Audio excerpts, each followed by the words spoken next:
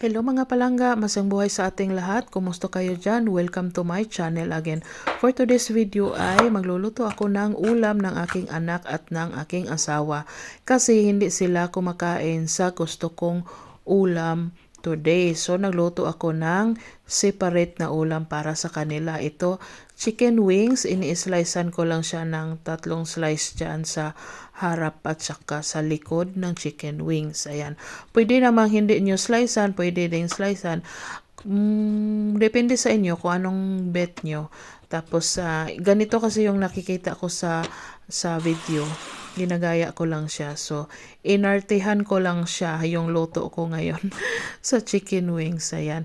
Tapos, ibabad sa Coca-Cola yung chicken pagkatapos ng mga 30 minutes, ganyan. Di ko alam kung bakit, basta ginaya ko lang yung nakita ko sa video. Ayan. So, ngayon, tapos na siya, medyo dry na siya, dapat medyo dry. Tapos, i-marinate na natin. Nilagyan ko ng luya, spring onion, at saka spice. Tapos, cornstarch, at saka isang eggs, fish sauce, soy sauce, at saka oyster sauce. Pagkatapos niyan is i-mix lang. I-mix nyong maigi para masarap yung minamarinate nyo. Dapat kamayin nyo siya. Magamit lang kayo ng gloves o kung wala naman is maghugas lang ng maigi ng kamay para masarap ang ating luto. Ayan, i-mix lang yan, ganyan lang. Tapos, pagkatapos niyan, takpan natin. Yan. Tapos na yan siya. Takpan natin, tapos i-marinate natin kayo na bahala kung gaano katagal. Pero itong sa akin is 30 minutes lang, okay na siya.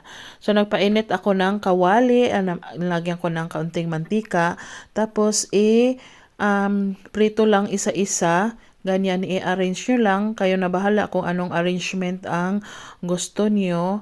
Basta kanya-kanya tayong gusto, 'di ba? Ayan.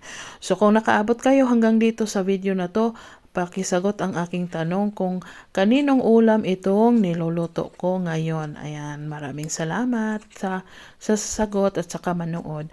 Ayan, nilagyan ko pala dyan, piniprito ko din yung spring onion at saka luya para pang aroma niya, asin. Sana ay matry nyo to kasi ang sarap niya. Ayan, basta sarapan nyo lang yung pag-marinate nyo din. So, para masarap din ang resulta ng inyong ulam. Ayan, ito yung ulam ng aking asawa at saka anak today.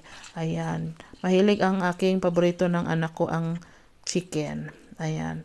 So, tapos na siyang iprito lahat. Ayan, nilagay ko lang dyan. Simple lang yung ng anak ko ng food. Ayan, ayan na ang kanyang food.